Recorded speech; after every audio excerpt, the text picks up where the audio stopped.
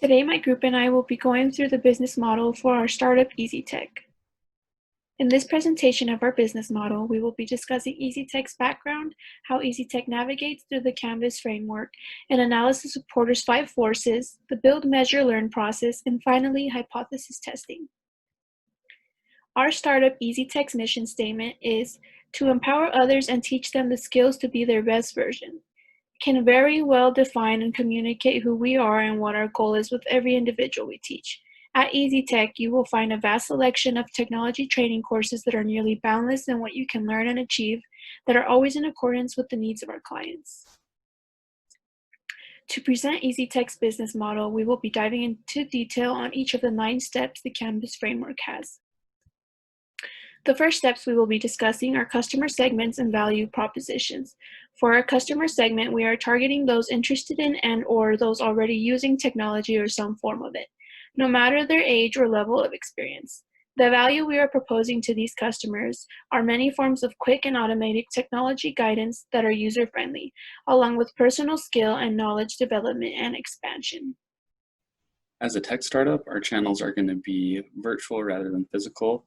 We'll have an app and a website for our customers to use. It'll also include a CRM feature that allows for an automated customer relationship, and customers can chat in real time 24/7 with our call center. There will also be a feature for screen sharing that allows us to take control of a customer's computer if they're really stuck on an issue. Hopefully we don't have to use that too often, since we're trying to help people with complicated technology. We want to keep ours as simple as possible. So for revenue streams, we want to offer our customers 2 options: an a la carte service that they can pay per class, or a subscription-based service where they can sign up and pay a certain amount each month to have access to all of our videos and trainings. We also will have revenue sources from key partnerships with different tech companies and software companies. They can sell their products through our site, and so the customers can buy it and have the training available to them in one place, and then we'll just take a cut off the top of that. Or if the companies don't want to sell their products on our site, we can simply advertise for them on our site as well and earn revenue that way. We'll have some of the typical costs of a startup. We do want a physical location, so we'll have to pay for things like rent, Wi-Fi, equipment, all the different things that we'll need for our employees, all the stuff that comes with a physical location. But the majority of our costs are going to be put towards our app and website development. That's going to be the biggest chunk of our costs, since that's the core center of our product and service. We'll also have to pay for marketing, staff salaries, legal and insurance expenses. Some of the key resources are going to be the capital we raise and put towards app and website development. We'll also rely heavily on user network effects with our customers. We're hoping to be able to spread and grow our company through good word of mouth, which ties directly into our key activities. We want to facilitate a very positive and simplistic user experience for our customers, so they feel the desire to share it with others, or if it comes up in conversation, they can say, I had a great experience with this company, you guys should use them as well. And we also want to, in order to facilitate that, we want to implement customer feedback as they give it to us, just like we learn in the lean startup. That's crucial to the success of a product or service, and we want to continue to iterate and make our service better as time goes on, as we learn what customers really want. Some of the key partnerships are going to be with our investors and the technology companies we're working with. We want to learn from their expertise and apply it to our business to improve it, as well as keep them informed on decisions we're making and where we see the company going in the future. We'll also collaborate with schools and recreation centers. Gabby mentioned previously that we're going to try and do some summer camps for students, and that would require us to make them aware of it as we partner with schools and have a physical location for it. And we thought a recreation center or a place like it would be a great place to set up shop for coding classes or whatever it may be. We also want to tap into one of our customer segments with elderly people and contact places where they may may frequent regularly, such as retirement facilities, so that we're able to contact that key customer segment. With our business, we did an external analysis using Porter's 5 forces. We found the threat of new entrants being moderate because with lower barriers to entry, there is quite a bit of capital needed to begin. And with rivalry, we found it being moderate to high because every tech services has their own variation forms, such as Apple's Genius Bar, and it's mainly just for kind of a Q&A kind of thing.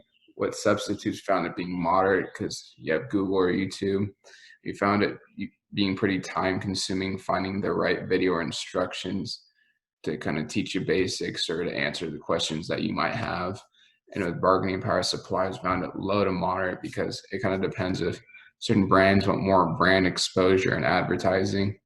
And with bargaining power of buyers, we find that high because with a small customer base, they're going to be more price sensitive.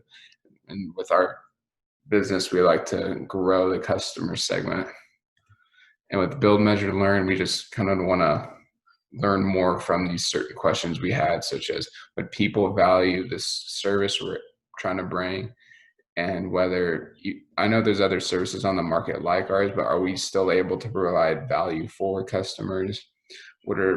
What's the most effective way to teach people skills with technology, and what additional features can we add on that would make it more of a user-friendly experience? And do we have to do different website/class configurations to be able to teach more effectively to specific audience demographics, mainly towards age? And with testing our hypothesis, we did in different phases. So phase 1 was classroom professor feedback. Overall, we had a positive reaction from our classmates and from teachers in the IS department because they believe not a lot of students get the proper instructions on computers and how to work with software because of how much it's used in the marketplace today. We kind of thought about rivalry concerns and how to innovate the technological market just because there are already businesses like what we have out there in the market. With market research, we found an overwhelming majority voted that interactive games would help them best learn computer skills or skills regarding technology. And Micron did a survey and found that 80% of Americans want to be more tech efficient, and 83% of our people in our test pool found that they would like to be. And in our test group as well, 84% felt technology over the years has become more and more complicated for them, almost to the point where it's not as enjoyable or convenient anymore. And with phase 3, I'd like to do early adopter testing, which is currently in progress, and with that, we'd like to have a website designed by Wix with our minimum viable products, our MVP for users to try, and we'll take their feedback and add new coding and features prior to our next testing market, which would be phase 4 testing with various markets, dream product. And with that, we'd like to test our new iterations of our product with more features to different market demographics such as children, teens, young professionals, and elderly people, and kind of make it more of a user-friendly experience and have it tailored towards them, such as children's would have more color, more cartoons, maybe fun music, while with elderly people it'd be more bold, clean cuts, just so it's easy to navigate and use for them. We look forward to hearing back from you all. Thank you.